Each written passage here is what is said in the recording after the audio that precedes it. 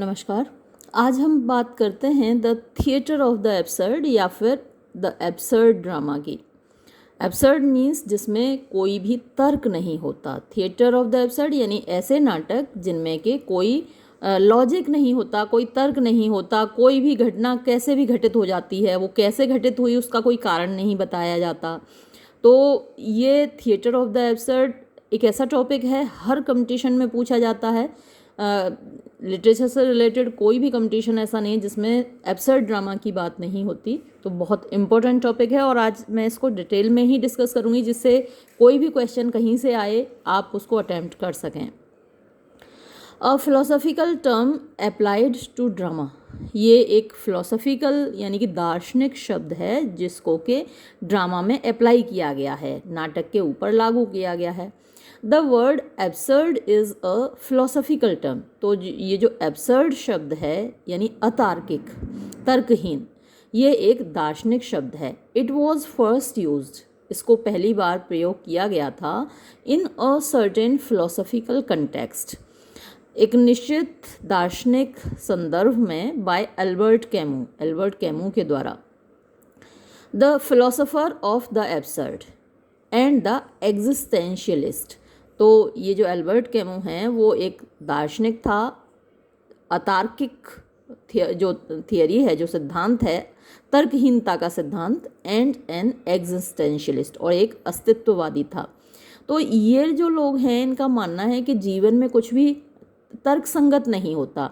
जैसे आप देखते होंगे कई बार छोटे बच्चों की डेथ हो जाती है, बच्चा पैदा हुआ और उसकी डेथ हो गई, तो उसके पीछे कोई लॉजिक नहीं है। बच्चे को ज़िंदा रहना चाहिए, उसको बड़ा होना चाहिए, ज़िंदगी उसकी जीनी चाहिए, तब जाके बुढ़ापे में मृत्यु होनी चाहिए। लेकिन कहीं भी कुछ भी बिना किसी बात के घटित हो जाता है। आप अच्छे खासे जा रहे हैं, एक्सीडेंट हो गया बाइक का, गाड़ी का, और यूँ ही लोग चले जाते हैं, कोई तर्क नहीं होता। तो ये लोग जो थिएटर ऑफ द एब्सर्ड लिखने वाले ड्रामेटिस्ट हैं वो यही मानते हैं कि जब जीवन में तर्क नहीं है तो ड्रामा में तर्क क्यों हो। It appears in his collection of essays, it appeared यानी ये जो शब्द है ये दिखाई दिया इन हिज कलेक्शन, उसके संग्रह में, ऑफ एसेज, निबंधों के, called the myth of Sisyphus. तो इस नाम से, द मिथ ऑफ सिसिफस नाम से उसने एक कलेक्शन पब्लिश किया एसेज का, निबंधों का, उसमें ये शब्द आया 1942 में। द टर्म वॉज अप्लाइड, इस शब्द को प्रयोग किया गया था to a group of dramatist, नाटककारों के एक समूह के लिए, इन द 1950s, 1950 में, हु डिड नॉट रिगार्ड, जो नहीं मानते थे, देमसेल्व्स, अपने आप को, एज अ स्कूल, एक समूह के रूप में, बट लेकिन, हु ऑल सीम्ड, वो सभी प्रतीत होते थे, टू शेयर, जैसे कि वो भाग ले रहे हों, सर्टेन, निश्चित, एटीट्यूड्स यानी व्यवहार में, टूवर्ड्स मीन्स प्रति, the predicament of man, predicament होती है दुर्दशा, ऑफ मैन मनुष्य की, इन द यूनिवर्स, इस ब्रह्मांड में। तो ये लोग तो अपने आप को ऐसा नहीं मानते थे कि वो किसी समूह के एक अंग हैं या वो किसी समूह का भाग हैं, लेकिन लेखक ये मानता था कि उन सब के ड्रामाज में कुछ ऐसा है जिससे कि मनुष्य का जो भाग्य है, दुर्भाग्य है, वो दिखाई देता है। इस यूनिवर्स में, इस ब्रह्मांड में मनुष्य की जो दुर्दशा है वो इनके नाटकों में दिखाई देती है। इसेंशियली, आवश्यक रूप से, दो समराइज्ड, जो कि वर्णित किए गए हैं संक्षेप रूप में, by Albert Camus in his essay the myth of Sisyphus. तो उसका एक बहुत फेमस निबंध है मिथ ऑफ सिसिफस, तो उसमें ये विचार उसने अभिव्यक्त किए हैं। Albert Camus diagnosis humanity's plight, तो एल्बर्ट कैमू, डायग्नोस माने पहचानता है या पता लगाता है, देखता है, ह्यूमैनिटीज़ यानी इंसानियत की, प्लाइट माने दुर्दशा, एज पर्पसलेसनेस, के उद्देश्यहीनता है, इन एन एग्जिस्टेंस, एक अस्तित्व में, आउट ऑफ हारमनी, जिसमें कि कोई लयबद्धता नहीं है, विद इट्स सराउंडिंग्स, उसके वातावरण के साथ। यानी मनुष्य जो इस संसार में रह रहा है उसका अपने वातावरण से कुछ लेना देना नहीं है, वो एक उद्देश्यहीन उसका अस्तित्व है। मनुष्य क्यों आया है इस दुनिया में, क्या उसका आने का उद्देश्य है, क्यों चला जाता है, इसका कहीं कोई तर्क संगत जवाब नहीं है। Awareness of this lack of purpose, awareness माने ज्ञान, of this lack of purpose यानी उद्देश्य की कमी, इन ऑल सभी लोगों में, we do produce a state of metaphysical anguish. तो जैसा कि हम सभी जानते हैं कि इस दुनिया में हमारे आने का क्या उद्देश्य है, ये सब हमें नहीं मालूम है।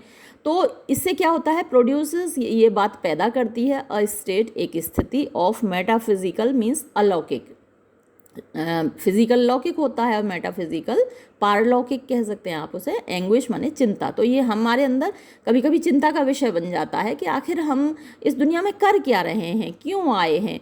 कुछ भी कर लो, कभी लगता है कि बड़ा मीनिंगलेस सा है, हम इतना काम करते हैं किसी के लिए, कई लोगों के लिए हम बहुत कुछ करते हैं और वो लोग बड़े गद्दार साबित होते हैं, वो कभी भी हमें धोखा देते हैं। तो कोई लॉजिक नहीं होता। हम कहते हैं अच्छा हमने इतना सब कुछ किया और इसने हमारे साथ गद्दारी की, हमारे साथ ऐसा क्यों हुआ। तो जब ये क्यों शब्द आता है तो उसका कोई हमें जवाब नहीं मिलता, लॉजिक है ही नहीं दुनिया में। तो इससे क्या होता है, एंग्विश पैदा होती है, एक पारलौकिक चिंता पैदा होती है हमारे मन में, which is the central theme, जो कि मुख्य विषय वस्तु है, ऑफ द राइटर्स लेखकों की, in the theatre of the absurd, जो थिएटर ऑफ द एब्सर्ड के लेखक हैं, यानी जो इस प्रकार के ड्रामा लिखते हैं उनकी विषय वस्तु ही ये है। क्योंकि हमको इस क्यों का जवाब नहीं मिलता कि हम इस दुनिया में आखिर हैं क्यों। Next, Martin Esslin's invention of the term. तो मार्टिन एस्लिन ने इन्वेंशन किया, आविष्कार किया इस शब्द का। This particular application of this philosophical term, ये जो पर्टिकुलर मीन्स विशेष, एप्लीकेशन माने प्रयोग, ऑफ दिस फिलोसॉफिकल टर्म इस दार्शनिक शब्द का, टू ड्रामा, ड्रामा के लिए, वॉज द इन्वेंशन, ये आविष्कार था, ऑफ मार्टिन एस्लिन, मार्टिन एस्लिन का, इन हिज बुक, जो कि उसने किताब लिखी, the theatre of the absurd 1961। तो 1961 में उसने थिएटर ऑफ द एब्सर्ड नाम से किताब लिखी। तो ये आपको याद रखना है, मार्टिन एस्लिन ने ये किताब लिखी है जिससे कि ये शब्द आया है, जिसको कि आप पढ़ते हैं लिटरेचर में। The theatre of the absurd किताब 1961 में मार्टिन एस्लिन ने लिखी, इसको आप नोट कर लीजिएगा। Martin Esslin made a study of contemporary dramas. तो मार्टिन एस्लिन ने एक अध्ययन किया समकालीन नाटकों का, सर्वेइंग यानी उसने एक सर्वे किया, सर्वेक्षण किया, द ड्रामेटिक राइटिंग्स यानी नाटकीय लेखन का, ऑफ द आयरिश लेखक है Samuel Beckett, the Russian Adamov, the Frenchman Genet, the Romanian Ionesco and 18 other playwrights of whom Pinter and Simpson were the British representatives। तो उसने इन सारे ड्रामेटिस्ट का अध्ययन किया और साथ में 18 और प्ले राइट्स का अध्ययन किया, 18 और नाटककारों का अध्ययन किया, जिनमें कि ये हेरोल्ड पिंटर था और सिम्पसन था। ये लोग ब्रिटिश यानी अंग्रेज़ लेखक थे, यानी हर भाषा के लेखकों का उसने अध्ययन किया, आयरिश, रशियन, फ्रेंच, रोमानियन, तो हर भाषा के लेखकों का उसने नाटककारों का अध्ययन किया और फिर बताया कि इनके नाटकों में, उनके लेखों में ऐसा है, ये थियरी अप्लाई होती है। व्हेन दिस टर्म बिकेम, जब ये शब्द हो गया अ सक्सेसफुल, एक सफल कैच फ्रेज मतलब जो कि लोगों को आसानी से अपनी ओर खींच लेता है, आकर्षक शब्द होता है वो। पेंगुइन पब्लिश, तो पेंगुइन पब्लिशर्स को आप जानते हैं, वो बहुत इम्पोर्टेंट किताबों को पब्लिश करते हैं। तो पेंगुइन जो पब्लिशर है उसने प्रकाशित की एन एंथोलॉजी, एक संकलन, एक संग्रह, ऑफ प्लेज, नाटकों का, अंडर द टाइटल, शीर्षक से एब्सर्ड ड्रामा करके उन्होंने एक संग्रह प्रकाशित कर दिया पेंगुइन ने 1965 में, विद एन इंट्रोडक्शन, जिसका कि परिचय लिखा गया बाय मार्टिन एस्लिन के द्वारा। All the dramatist include in Esslin's anthology partook in one form or another, यानी ऑल द ड्रामेटिस्ट, जो सारे नाटककार इंक्लूडेड थे, या इंक्लूडेड आना चाहिए, जो कि शामिल थे इन एस्लिन्स एंथोलॉजी, एस्लिन के संग्रह में, पार्टुक मतलब उन्होंने भाग लिया था, इन वन फॉर्म और अदर, किसी एक फॉर्म में या किसी दूसरी फॉर्म में, of the tradition of the absurd. तो ये जो तर्कहीनता की परंपरा है इसमें, यानी किसी न किसी तरीके से उन्होंने ऐसा ड्रामा लिखा था जिसमें कि तर्कहीनता थी। Eugene Ionesco was regarded as one of the originators of theatre of the absurd. तो यूजेन योनेस्को को वॉज रिगार्डेड माना जाता था as one of the originators, एक जनक के रूप में, of theatre of the absurd in Romania. तो ये जो एब्सर्ड ड्रामा के जनक के रूप में रोमानिया में इन 1950s 1950 में। When Samuel Beckett's waiting for Godot, ये बहुत फेमस है और अक्सर सिलेबस में भी होता है, रहता ही है, हर यूनिवर्सिटी के सिलेबस में वेटिंग फॉर गोडो ज़रूर होता है। तो जब सैम्यूल बेकेट का waiting for Godot a tragicomedy in 2 acts was perform, जब इसको परफॉर्म किया गया, जब इसका मंचन किया गया इन लंदन में इन 1955 में, ही वॉज क्लास्ड, तो उसको माना गया, उसको कहा गया as early and leading contributor. Early means यानी प्रारंभ का, एंड लीडिंग माने मुख्य, कंट्रीब्यूटर मीन्स योगदानकर्ता, to the theatre of the absurd, यानी थिएटर ऑफ द एब्सर्ड के सबसे मुख्य उसको कंट्रीब्यूटर माना गया। तो जब भी थिएटर ऑफ द एब्सर्ड का नाम आता है, सबसे ऊपर waiting for Godot Samuel Beckett के इस नाटक का नाम आता है। Main thesis of the dramatist, तो मुख्य थीसिस मतलब कि सिद्धांत क्या होते हैं ऑफ द ड्रामेटिस्ट, ये जो नाटककार हैं, एब्सर्ड नाटककार हैं, उनके मुख्य विचारधारा क्या होती है, यानी क्या चीज़ वो मान के चलते हैं। तो द मेन थीसिस, मुख्य विचारधाराएं या मुख्य सिद्धांत ऑफ दीज ड्रामेटिस्ट, इन नाटककारों के वॉज थे। पहला, दैट ह्यूमन लाइफ इज़, कि जो इंसान का जीवन है वो है विदाउट मीनिंग, बिना अर्थ का, और कोहेरेंस, या फिर कोहेरेंस एक सीक्वेंस होता है, लॉजिक होता है, लॉजिकली जो घटनाएं आपस में जुड़ी होती हैं उसको कोहेरेंस बोलते हैं। तो मनुष्य का जो जीवन है उसमें ना तो अर्थ है और ना ही उसमें कोई एक लयबद्धता है। That human life is essentially chaotic, कि जो मनुष्य का जीवन है वो एसेंशियली आवश्यक रूप से केओटिक माने उथल पुथल से भरा हुआ है, कभी भी कुछ भी हो जाता है। अच्छा खासा जीवन चल रहा है, घर का किसी महत्वपूर्ण सदस्य की मृत्यु हो गई, एक्सीडेंट में मारा गया, तो कैओस आ जाता है ना। जिस घर में एक, मान लीजिए कोई इसी घर में जवान मौत हो जाती है, घर का जो कमाने वाला है मुख्य व्यक्ति, उसकी मौत हो जाती है, तो पूरे घर में कैओस हो जाता है, उथल पुथल हो जाती है, क्या करें, बच्चे क्या करें, बीवी क्या करे। तो ह्यूमन लाइफ में क्या है, बड़ी उथल पुथल है। That consequently human beings have no channel of meaningful communication. That consequently मतलब इसका परिणाम ये है कि ह्यूमन बींग्स के पास, इंसानों के पास, हैव नो चैनल, कोई भी धारा नहीं है, कोई भी तरीका नहीं है, कोई भी माध्यम नहीं है, ऑफ मीनिंगफुल कम्युनिकेशन, अर्थपूर्ण संप्रेषण का। मतलब कम्युनिकेशन हम में जो शक्ति चला रही है, हम ये मानते हैं कि भाई ईश्वर है, जो एथीस्ट हैं वो कहते हैं ईश्वर नहीं है, ये सब बाय चांस हो रहा है, तो हम किसी से ना तो कम्युनिकेट कर पाते हैं, हम ईश्वर को मानते हैं लेकिन कम्युनिकेशन नहीं कर पाते, हम उनसे पूछ नहीं पाते। अगर हमारे घर में कुछ ऐसा अनहोनी हो जाए तो हम किससे पूछें कि आखिर ऐसा हुआ क्यों, हमारी क्या गलती थी, हमारे साथ ऐसा क्यों हुआ। तो हमारे पास कोई भी चैनल नहीं है, कोई माध्यम नहीं है मीनिंगफुल कम्युनिकेशन का, यानी अर्थपूर्ण संप्रेषण का।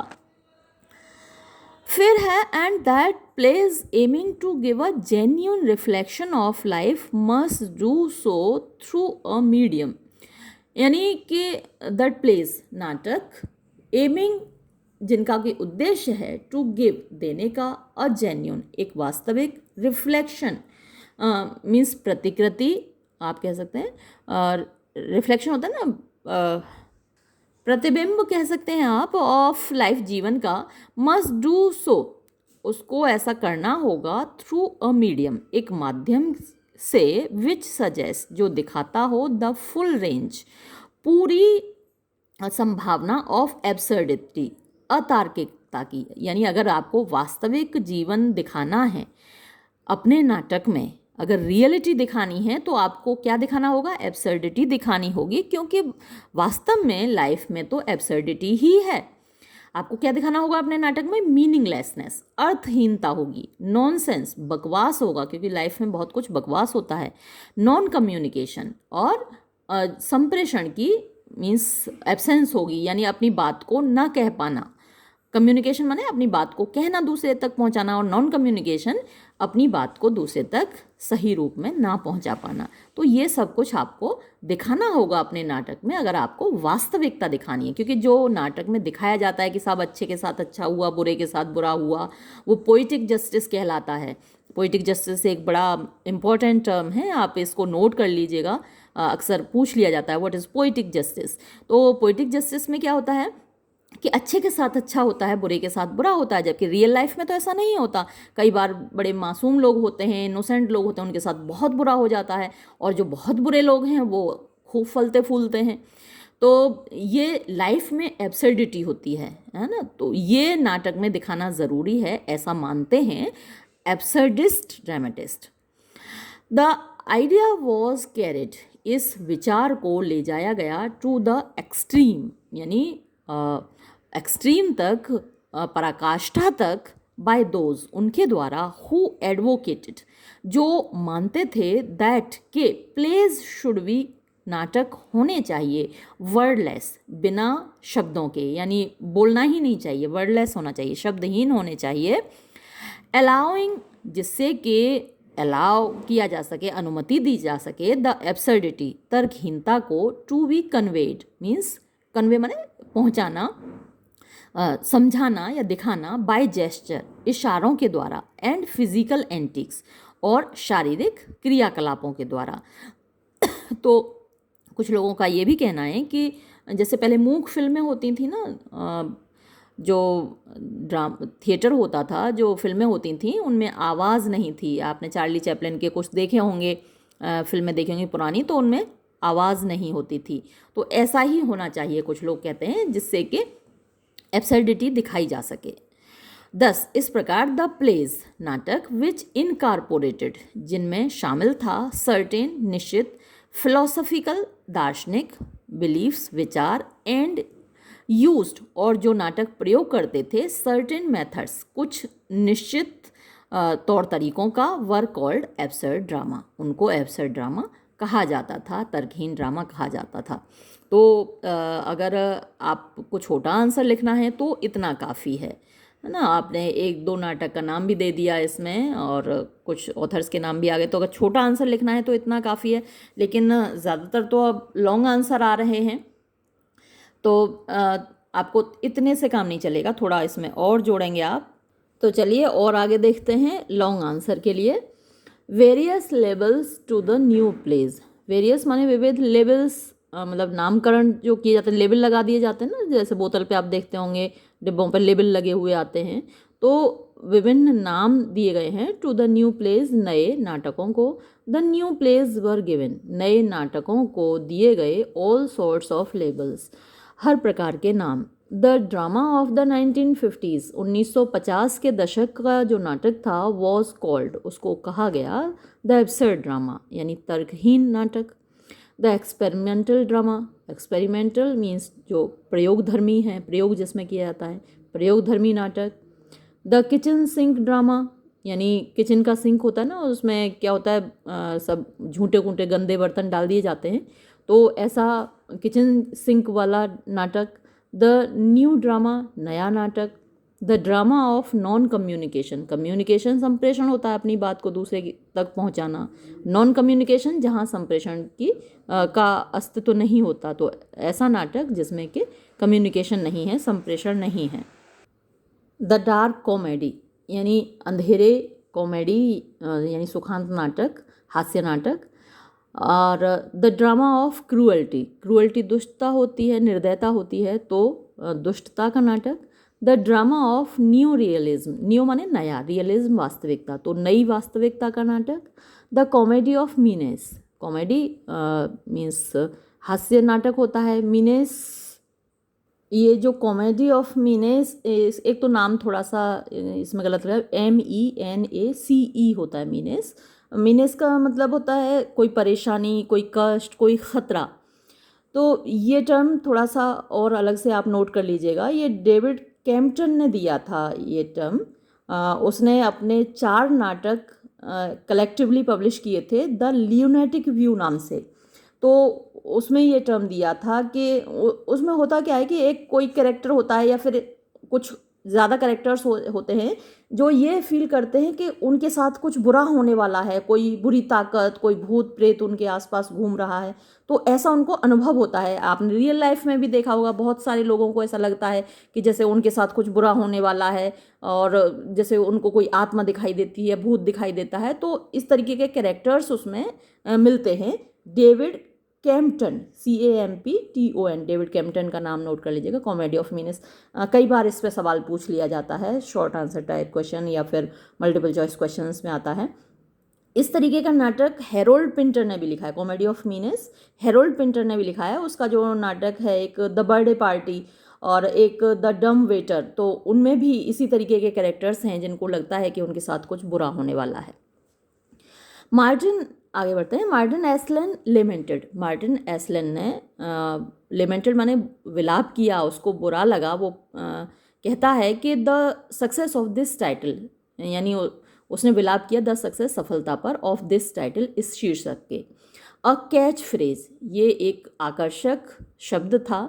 मच यूज्ड, जिसको कि बहुत प्रयोग किया गया। एंड मच एब्यूज्ड, और इसका बहुत दुरुपयोग भी किया गया।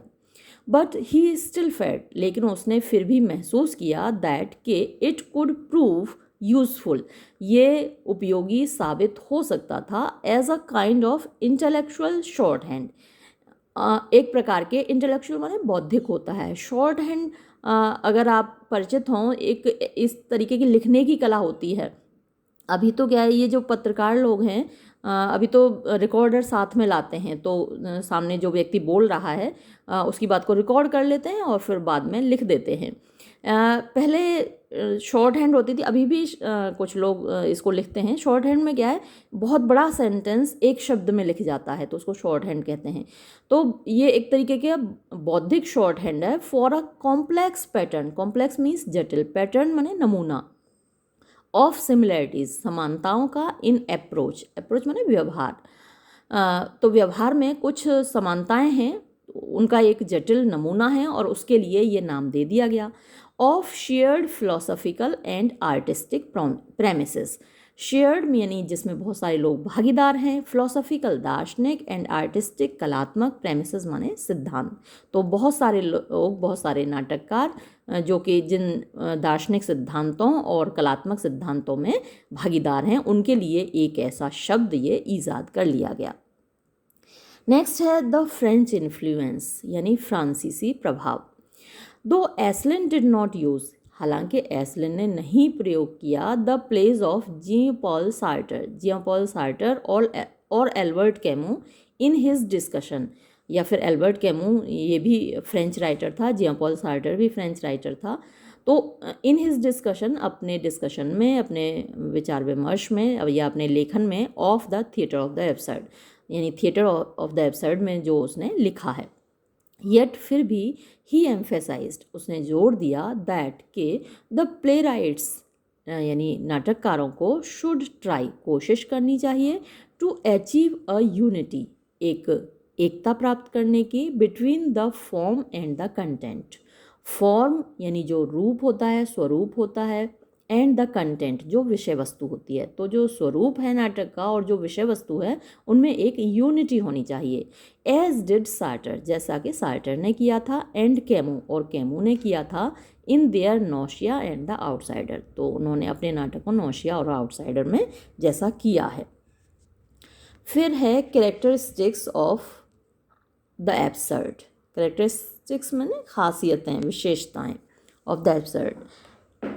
यूजन यूनेस्को सजेस्टेड, यूजन ये जे नहीं होगा, या आई होगा, यूनेस्को सजेस्टेड, उसने ये सुझाव दिया दैट के द अपोजिट ऑफ एब्सर्ड, तर्कहीनता का जो अपोजिट है, जो विलोम है, वो है इज़ मीनिंगफुल, वो है अर्थपूर्ण।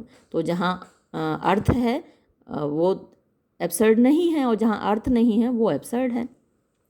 एंड दैट, और के एब्सर्डिटी इज़ देयर, यानी जो तर्कहीनता है, टू ड्रॉ आर अटेंशन, वो हमारा ध्यान खींचती है, to a lack of meaning, अर्थ की कमी के ओर। लैक माने कमी होती है, तो अर्थ की कमी की ओर हमारा ध्यान खींचती है। The absurd for Albert Camus, और एल्बर्ट कैमू के लिए जो एब्सर्ड है, जो तर्कहीन है, is an absence of correspondence.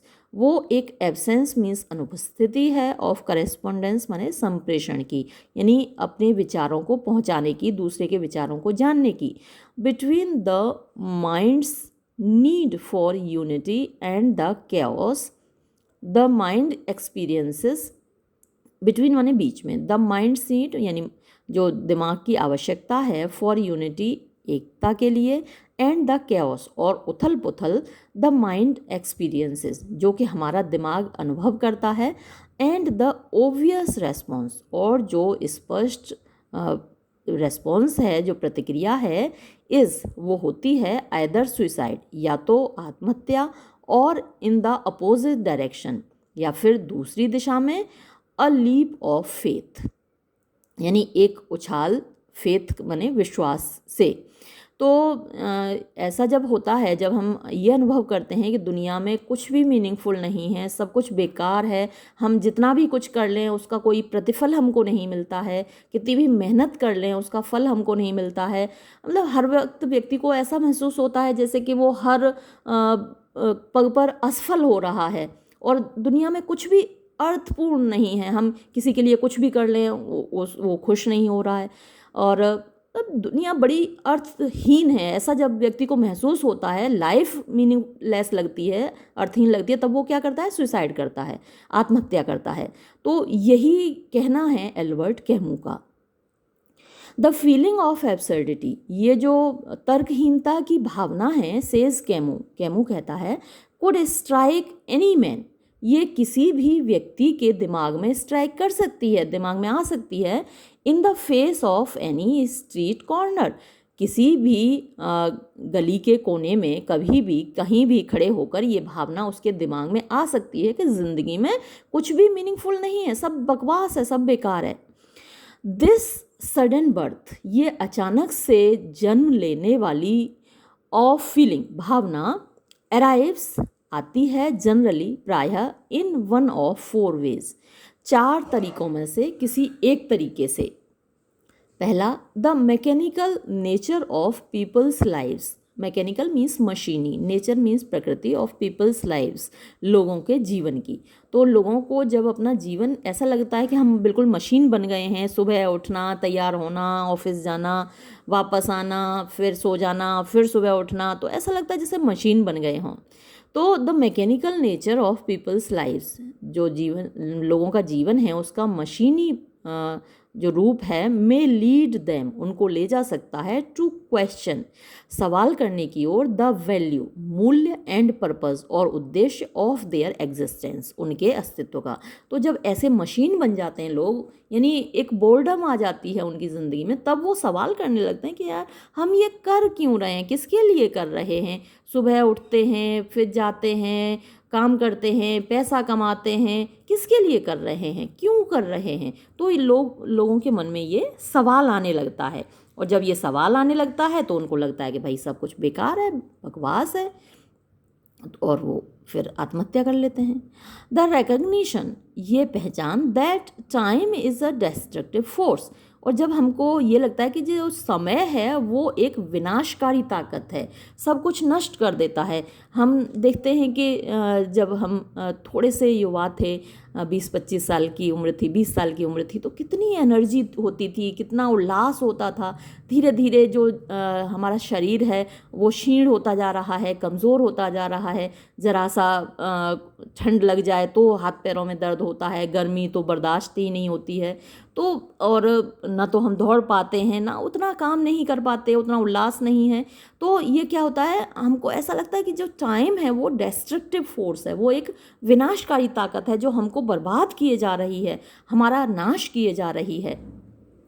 तीसरा, a sense of being left in an alien world, हाँ कभी कभी ये भी लगता है लोगों को। द सेंस माने भावना आती है, ऑफ बीइंग लेफ्ट, कि हमको छोड़ दिया गया है, अकेला छोड़ दिया गया है, इन एन एलियन वर्ल्ड, एक अकेले संसार में, एलियन माने जैसे विदेशी, अनजान दुनिया में हमको अकेला छोड़ दिया गया है, ऐसा हमको लगता है। आजकल क्या होता है, एक तो एकल परिवार होते हैं, न्यूक्लियर फैमिलीज़ होती हैं, लोग अपने माँ बाप के साथ रहते नहीं, न्यूक्लियर फैमिली में रहते हैं, मियाँ बीवी बच्चे। अब कभी कभी ऐसा होता है कि मियाँ बीवी साथ रहना है, कहीं हस्बैंड का कहीं कोई अफेयर हो गया, कहीं वाइफ का कहीं किसी से अफेयर हो गया और वाइफ छोड़ के अचानक निकल ली। अब जो हस्बैंड है वो बेचारा अकेला रह गया, माँ बाप को पहले ही छोड़ चुका है। तो ऐसे में उसको ऐसा लगता है कि ये दुनिया सारी मीनिंगलेस है, इसमें कुछ बचा ही नहीं। बीवी थी, उसकी खातिर माँ बाप को छोड़ के आया, बीवी भी छोड़ के निकल ली। और तो ऐसे में अक्सर व्यक्ति आत्महत्या कर लेता है, या फिर कभी कोई गर्लफ्रेंड है वो छोड़ के निकल ली तो लड़के अक्सर आत्महत्या कर लेते हैं, या फिर लड़के ने धोखा दे दिया तो लड़कियां आत्महत्या कर लेती हैं। तो ऐसा लगता है कि जैसे इस दुनिया में बिल्कुल अकेले रह गए। तो इसका एक इलाज ये है कि हमको ज़्यादा बड़े परिवार में रहना चाहिए, जो जॉइंट फैमिली है जिसमें ज़्यादा सदस्य हों, ऐसे परिवार में रहना चाहिए। इसका बहुत बड़ा इलाज ये है। खैर, हम आगे बढ़ते हैं। A sense of isolation from other things. Isolation means अकेलापन।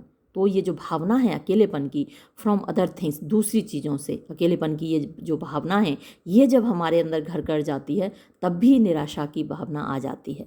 तो ये इन नाटकों में दिखाया जाता है। The theatre of the absurd is, तो जो थिएटर ऑफ द एब्सर्ड है, जो अतार्किक नाटक है, therefore involved in the problems of life. Involve माने इसमें शामिल होती थी प्रॉब्लम्स यानी समस्याएं, ऑफ लाइफ जीवन की, डेथ मृत्यु की, आइसोलेशन अकेलेपन की, एंड कम्युनिकेशन और संप्रेषण की।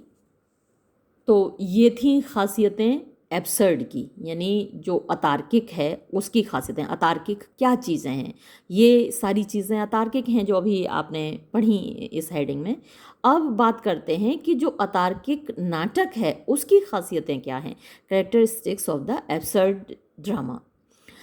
इन एन एब्सर्ड ड्रामा, तो ये जो एक अतार्किक नाटक है उसमें द हीरो सफ़र्स, जो नायक है वो पीड़ित होता है from the feeling of absurdity, तर्कहीनता की भावना से। ही इज़ प्रेजेंटेड, उसको प्रस्तुत किया जाता है एज अ मैकेनिकल पपेट, एक मशीनी कठपुतली की तरह, एंड और इम्पोर्टेंट, इम्पोर्टेंट माने शक्तिहीन, इंडिविजुअल प्राणी की तरह, ट्रैप्ड जो कि फंसा हुआ है, इन सोसाइटी समाज में, ट्राइंग कोशिश कर रहा है, टू फाइंड पाने की, अ मीनिंग एक अर्थ, थ्रू द मेथड्स तरीकों से, ऑफ मिथ माने पौराणिक कथाओं के, एंड रिचुअल और परंपराओं के माध्यम से, बट लेकिन doomed to failure. Doomed to माने उसके भाग्य में लिखा है टू फेलियर, असफल होना, यानी उसको तर्क मिलता ही नहीं, अर्थ मिलता ही नहीं जीवन में। सिंस क्योंकि द हीरो नोज, नायक जानता है, दैट के चांस माने इत्तेफाक, एंड एब्सर्डिटी और तर्कहीनता, रूल शासन करते हैं, ह्यूमन एक्शन इंसानों के कार्यों पर, एंड और दैट के रियलिटी वास्तविकता, इज एनदर नेम एक और नाम है, फॉर केओस उथल पुथल का। He has no accepted norms, उसके पास कोई भी, एक्सेप्टेड माने स्वीकृत, नियम माने नॉर्म्स माने नियम, तो उसके पास कोई भी स्वीकृत नियम नहीं होते हैं, ऑफ फीलिंग भावनाओं के, और कंडक्ट आचरण के, व्यवहार के। एन एब्सर्ड ड्रामा एक जो तर्कहीन नाटक है, हैज़ नो स्टोरी और प्लॉट, उसमें ना कोई कहानी होती है ना कोई विषय वस्तु होती है। It has neither a beginning nor an end, इसकी ना तो कोई शुरुआत होती है, नाटक अचानक से बीच में से शुरू हो जाता है, कौन कैरेक्टर कहाँ से आया, क्यों आया, कुछ पता नहीं। तो neither a beginning nor an end, ना कोई अंत होता है, अचानक से ड्रामा ख़त्म हो जाता है। It is not a mirror of the age, ये कोई आईना नहीं होता अपने युग का, जैसे कि कहते हैं ना जो साहित्य है समाज का दर्पण होता है, तो ऐसा ये ड्रामा नहीं होता, ये कोई समाज का दर्पण नहीं होता जैसा कि कहा जाता है। हालांकि ये लोग तो यही कहते हैं कि हम जो दिखा रहे हैं वही समाज का दर्पण है, क्योंकि समाज में कुछ भी तर्कपूर्ण नहीं होता। इट इज़ ये होता है, रेदर अपेक्षाकृत, और रिफ्लेक्शन एक प्रतिबिंब, ऑफ ड्रीम्स सपनों का, एंड नाइटमेयर्स और बुरे सपनों का, डरावने सपनों का। It has no pointed dialogues, इसमें कोई भी पॉइंटेड माने तर्कपूर्ण, अर्थपूर्ण डायलॉग, संवाद नहीं होते। इट रेदर कंसिस्ट, इसमें अपेक्षाकृत होते हैं ऑफ इनकोहेरेंट, इनकोहेरेंट मतलब असंबद्ध होते हैं, जिनमें लॉजिक नहीं होता, अर्थ नहीं होता, वैसे बैबलिंग्स, बैबलिंग्स बड़बड़ाते हैं लोग, फालतू की बातें बोलते हैं, कोई कुछ भी बोल रहा है वो बैबलिंग कहलाती है। तो बड़े असंबद्ध, बड़े अर्थहीन उसमें बड़बड़ाहट होती है। 10 इस प्रकार द एब्सर्ड ड्रामा, तर्कहीन नाटक इज़ है वन ऑफ द वेज, एक तरीका, ऑफ फेसिंग सामना करने का, अप टू अ यूनिवर्स एक ब्रह्मांड का, दैट हैज़ लॉस्ट जो खो चुका है, इट्स मीनिंग अपना अर्थ, एंड पर्पस और उद्देश्य, इट्स रोल इसकी भूमिका, इज़ है सटायरिकल मीन्स व्यंग्यात्मक, बिकॉज क्योंकि इट क्रिटिसाइजेस ये आलोचना करता है, सोसाइटी समाज की, दैट इज़ पैटी जो कि तुच्छ है, एंड डिसऑनेस्ट और बेईमान है। फिर है absurd drama in the English theatres, अंग्रेज़ी रंगमंचों पर ये तर्कहीन नाटक। द एंग्री और एब्सर्ड ड्रामा, एंग्री माने गुस्से से भरा हुआ, या एब्सर्ड ड्रामा जो तर्कहीन नाटक है, रीच द इंग्लिश स्टेज, वो अंग्रेज़ी रंगमंच पर पहुंचा, आफ्टर द डिक्लाइन पतन के बाद, ऑफ द पोइटिक ड्रामा जो काव्यात्मक नाटक था उसके। It was the angry drama, ये था गुस्से से भरा हुआ drama, which made the more immediate impact, which made जिसने डाला, द मोर इमीडिएट बहुत जल्द, इम्पैक्ट माने प्रभाव, ऑन द इंग्लिश थिएटर अंग्रेज़ी रंगमंच पर। It dates from the first performance of Look back in Anger, तो इसकी जो तारीख है, डेट्स इसकी जो तारीख है, फ्रॉम द फर्स्ट परफॉर्मेंस जब पहली बार मंचन किया गया, लुक बैक इन एंगर इस नाटक का, ये जॉन ऑसबॉर्न का नाटक है, ये बहुत इंपॉर्टेंट नाटक है, अक्सर सिलेबस में रहता है, हमारे यहाँ भी है सिलेबस में। तो Look back in Anger at the Royal Court Theatre on May 8, 1956, तो रॉयल कोर्ट थिएटर में इसका मंचन हुआ 8 मई 1956 को। इन द ईयर्स यानी उन वर्षों में, दैट फॉलोड जो इसके बाद के वर्ष थे, प्लेज नाटक इन द न्यू मैनर नए तरीके से, वर वेलकम्ड उनका स्वागत किया गया। इन द नेक्स्ट डिकेड अगले दशक में, Harold Pinter, Arnold Wesker and John Arden also joined the theatre of the absurd, तो ये जो लेखक हैं ये भी थिएटर ऑफ द एब्सर्ड में शामिल हो गए। हेरोल्ड पिंटर के बारे में मैंने आपको अभी बताया था, उसका द बर्थडे पार्टी और द डम वेटर, ये बहुत फेमस नाटक हैं उसके, तो वो भी इसमें शामिल हो गए। तो आप अपना आंसर यहाँ पर भी ख़त्म कर सकते हैं, ये यहाँ जहाँ तक हो गया है। और अगर आपके पास एग्ज़ाम टाइम में समय हो तो कुछ ड्रामेटिस्ट के बारे में और बता दीजिए, तो आपका आंसर और भी अच्छा हो जाएगा। और आपके लिए वैसे भी इन ड्रामेटिस्ट के बारे में जानना ज़रूरी है। कभी कभी जो मल्टीपल चॉइस क्वेश्चंस होते हैं तो उनमें किसी एक ड्रामा का नाम दे दिया जाएगा और आपसे पूछा जाएगा कि ये किस टाइप का ड्रामा है या फिर ये किस ऑथर ने लिखा है। तो ये कुछ इम्पॉर्टेंट एब्सर्डिस्ट ड्रामेटिस्ट हैं जिनके बारे में हम जान लेते हैं। और अगर आप पोस्ट ग्रेजुएट लेवल पर लिख रहे हैं आंसर, तब तो आपको ये ऑथर्स के बारे में देना ज़रूरी ही है अपने आंसर में, उसके बिना आपका आंसर पूरा नहीं होगा। तो चलिए थोड़ा सा इनके बारे में जान लेते हैं। John Osborne's look back in anger, अभी इसकी बात हुई थी इस ड्रामा की, opened a new period in modern drama, तो इसने एक नए युग की शुरुआत की आधुनिक नाटक में। The drama of the depressed, तो जो डिप्रेस्ड निराश लोग हैं, डिप्रेशन वाले, उनका नाटक। एंड सेल्फ पिटीइंग यंग, और जो अपने ऊपर दया करते हैं ऐसे जो युवा हैं। तो डिप्रेशन की प्रॉब्लम आजकल आप देख रहे होंगे सोसाइटी में बहुत ज़्यादा फैली हुई है। लोग जितने मॉडर्न होते जा रहे हैं, जितने आधुनिक होते जा रहे हैं, जितने ज़्यादा समाज आगे बढ़ रहा है, उतना ही डिप्रेशन की जो समस्या है वो आगे बढ़ रही है। बहुत सारे इसके कारण है, ये जो मॉडर्निटी है ये बाहर से देखने में बड़ी अच्छी लगती है लेकिन अंदर से बिल्कुल खोखली है। और जो ईश्वर में हमारा विश्वास, आस्था ख़त्म हो रही है, ये डिप्रेशन का बहुत बड़ा कारण है। जब हम निराश होते हैं तो हम ईश्वर की तरफ भागते हैं, लेकिन अगर ईश्वर में आपका विश्वास ही नहीं है तब तो आप क्या करेंगे, आत्महत्या ही कर लेंगे। तो ये डिप्रेशन यहाँ पर दिखाया जाता है इनके नाटकों में। इट्स परफॉर्मेंस, इसका मंचन वॉज अ टर्निंग पॉइंट, ये एक टर्निंग पॉइंट था, यानी एक मोड़ था in the history of the modern British literature, जो आधुनिक ब्रिटिश साहित्य है उसके इतिहास में। इट वॉज द बिगनिंग, ये शुरुआत थी ऑफ द एक्सपेरिमेंटल ड्रामा, प्रयोग धर्मी नाटक की। Giving us the temperature of social protest, giving us जो जिसने हमको दिया, द टेम्परेचर मीन्स तापमान, ऑफ सोशल प्रोटेस्ट यानी सामाजिक विरोध का। तापमान मतलब गर्मी, जब दिमाग में गर्मी होती है ना तभी तो ज़्यादा डिप्रेशन होता है, तो अपनी दिमाग की गर्मी को शांत करते रहा कीजिए। सच कैरेक्टर्स, ऐसे पात्र जैसे कि एज जिमी पोर्टर और Archie Rice in the entertainer 1957 were derived from Osborne's knowledge of existing drama. तो ये जो पात्र थे, ये जो उसके नाटक द एंटरटेनर में थे, इनको लिया गया था ऑसबॉर्न का जो ज्ञान था एग्जिस्टिंग ड्रामा, जो उस वक्त का ड्रामा था।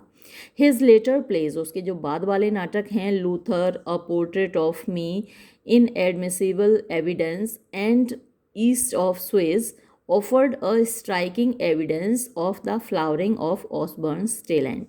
तो ये जो नाटक हैं ऑफर्ड, इनसे इन्होंने दिखाया, द स्ट्राइकिंग एविडेंस यानी एक विशेष प्रूफ, प्रमाण दिया ऑफ द फ्लावरिंग मीन्स फलने फूलने का, ऑफ ऑसबॉर्न्स टैलेंट, ऑसबॉर्न की प्रतिभा का। एज अ न्यू ड्रामेटिस्ट, एक नए नाटककार के रूप में। फॉर हिम, उसके लिए, Jimmy porter became the albatross about his neck. तो जिमी पोर्टर एक एल्बेट्रॉस पक्षी बन गया जो उसकी गर्दन में लटका हुआ था।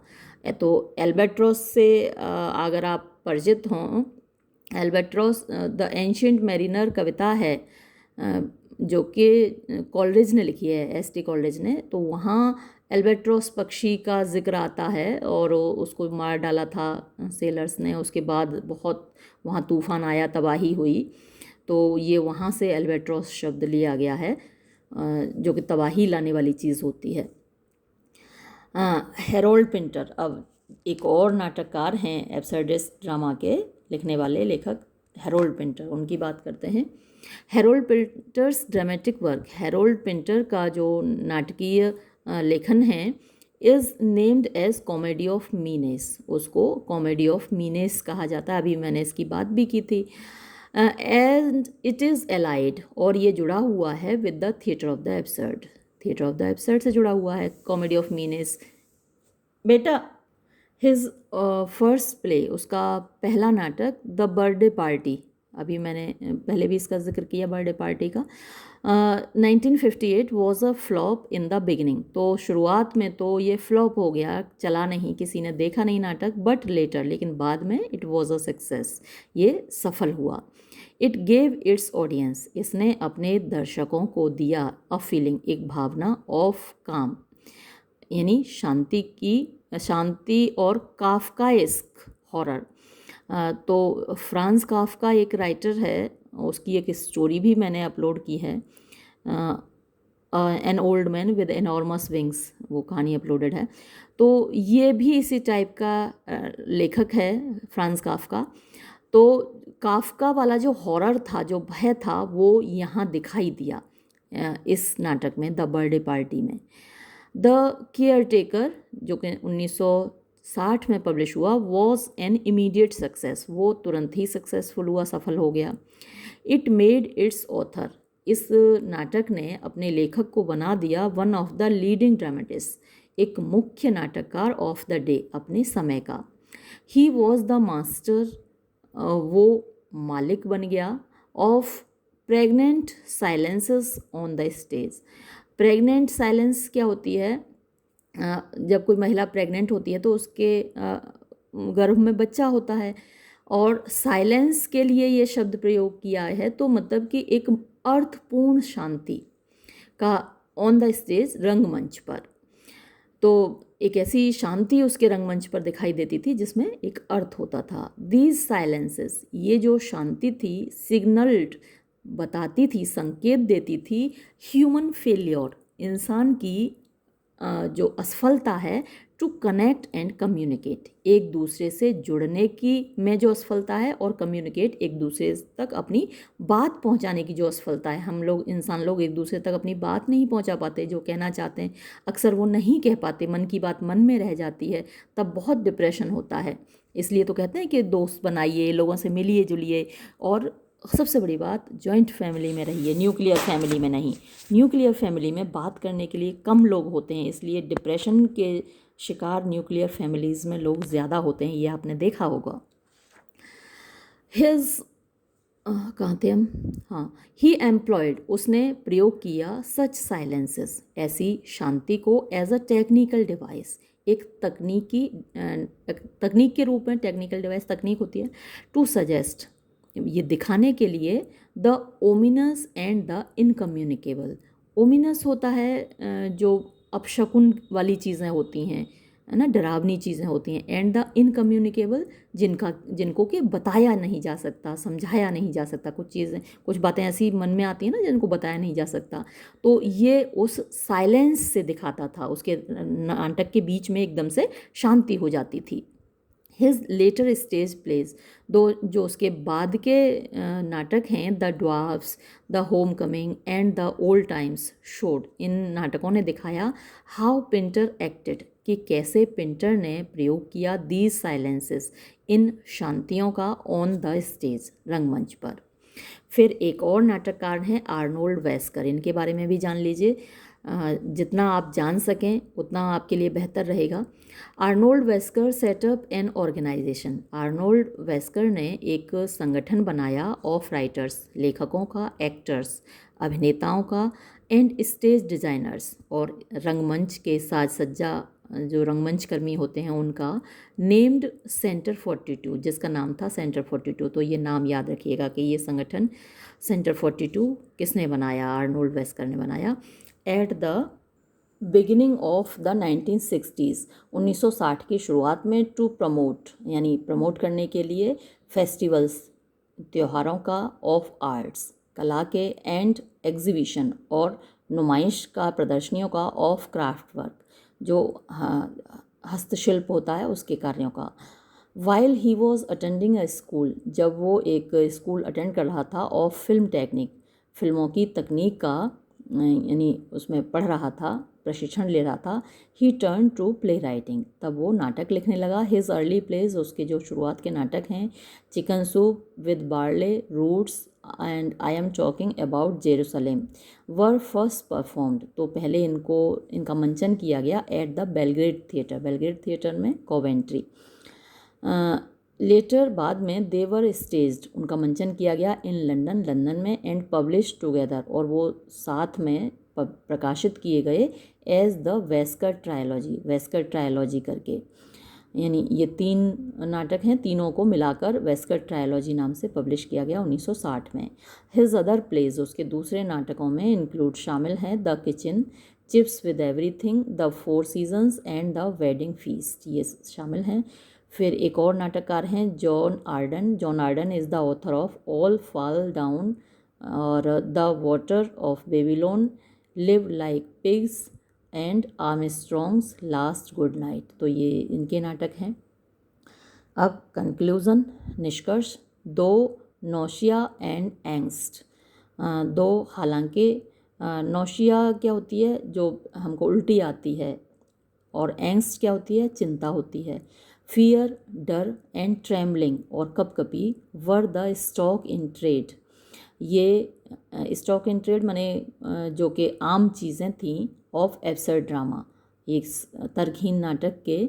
The drama was fundamentally liberating, तो लेकिन ये जो नाटक था वो फंडामेंटली, मौलिक रूप से, लिबरेटिंग मतलब कि मुक्तिदायी था, लोगों को अच्छा लगता था। एंड द प्लेस डिस्प्लेड, और ये नाटक दिखाते थे, इंटेलिजेंस मीन्स बौद्धिकता, नॉवेल्टी माने कि नयापन, एंड चार्म, और आकर्षण, इन कंटेम्प्रेरी थिएटर, समकालीन रंगमंच पर। सिंस क्योंकि मैन कैन नॉट लिव, इंसान नहीं रह सकता परमानेंटली, हमेशा के लिए, इन एक्सट्रीम सिचुएशन, यानी एक्सट्रीम होती है पराकाष्ठा वाली सिचुएशंस में, परिस्थितियों में। Absurd drama spent its force by 1962। तो जो एब्सर्ड ड्रामा है उसकी फोर्स, उसकी जो ताकत थी वो ख़त्म हो गई 1962 में जाकर। तो आज के वीडियो में इतना काफ़ी है और आपको इतना मैटर मिल गया है कि किसी भी तरीके का क्वेश्चन आए थिएटर ऑफ द एब्सर्ड पर आप अटेम्प्ट कर पाएंगे। तो ये वीडियो मैं यहीं समाप्त करूँगी। धन्यवाद।